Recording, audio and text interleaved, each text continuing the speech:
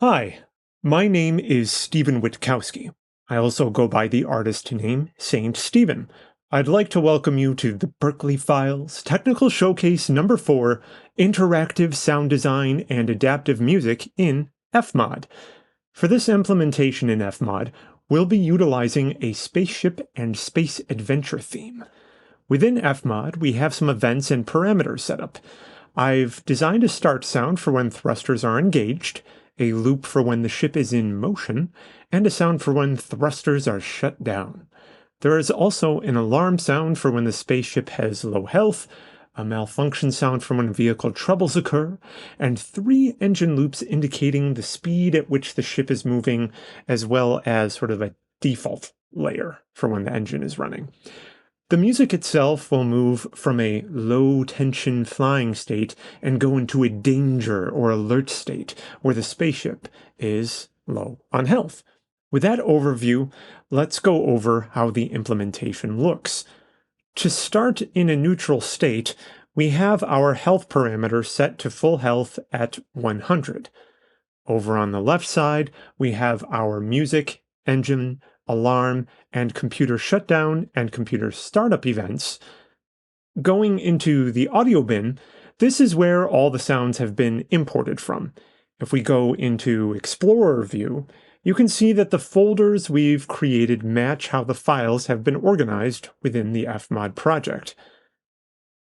In the preview pane over on the right-hand side, you'll see our health parameter as well as notes at the bottom about health levels. Low health is at about 25, of course 100 is full health, and 0 means a life lost within the game. Looking at the music event we are currently in, you'll notice both songs are set to the same length on the timeline. Sliding these regions back and forth does not actually change the timing or length of the songs themselves, but rather how the tracks play together. I did simplify things by making the tracks themselves the same length when they were written in DAW, but this is not a step that necessarily needs to be taken. In fact, if you look at the deck view as shown on the bottom of each of these tracks, I've used the async and cut buttons to ensure that when these tracks play, they are always starting from the beginning when triggered. Moving on to the Health tab, this is where automation is taking place for the health parameter. The automation is set so that the low health volume is not audible up until we go down to the value of 25. Looking at the volume automation for the low tension or safe standard space music, there is an overlap created for a smooth transition between the low tension and low health music, as well as an appropriate balance with those in between values. Let's listen.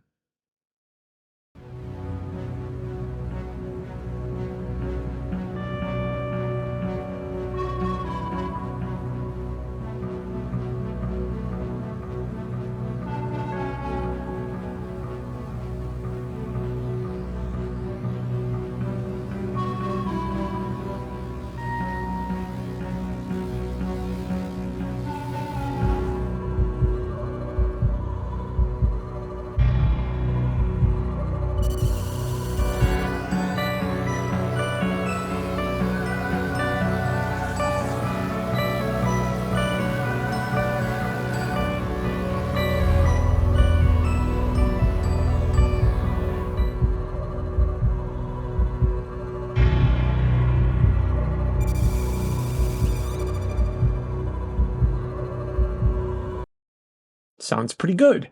And we can continue to tweak these values to our heart's content until we get them just right. Now, let's move on to UI sounds and start with the alarm. The audio file for the alarm has been dragged from the audio bin, not into the timeline, but under the health tab.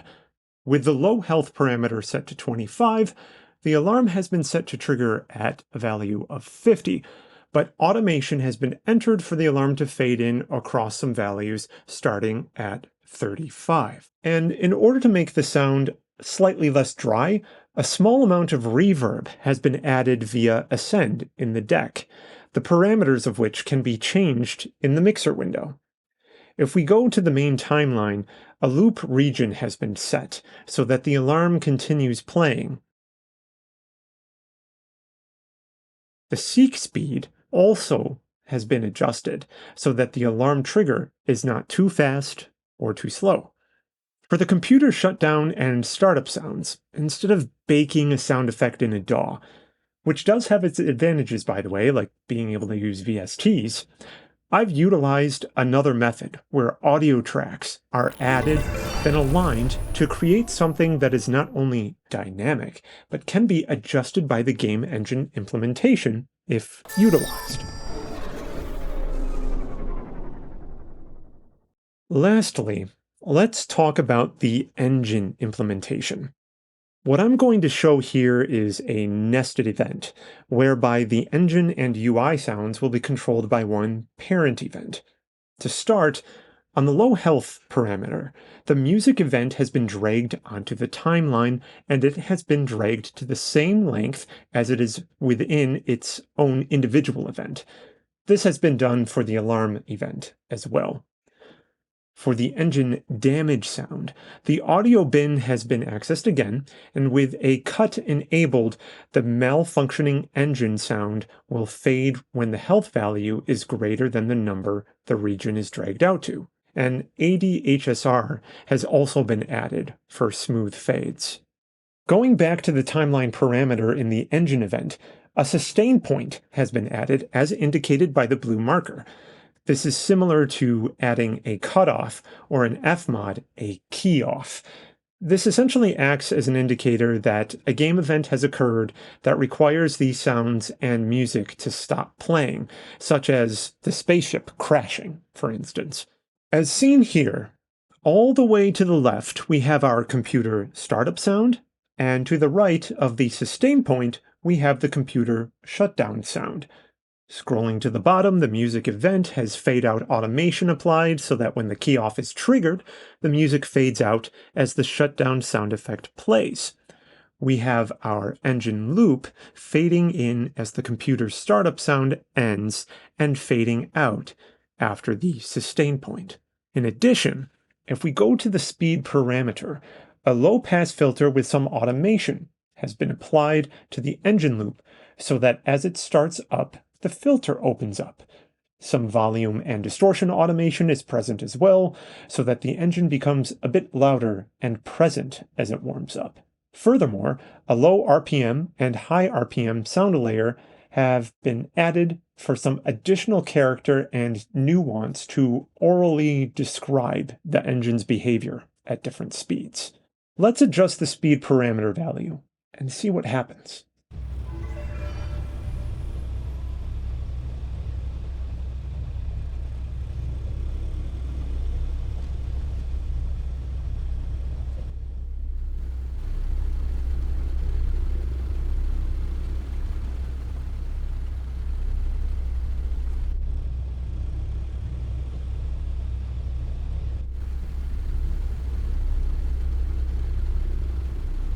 And finally, let's demonstrate the key off with everything together.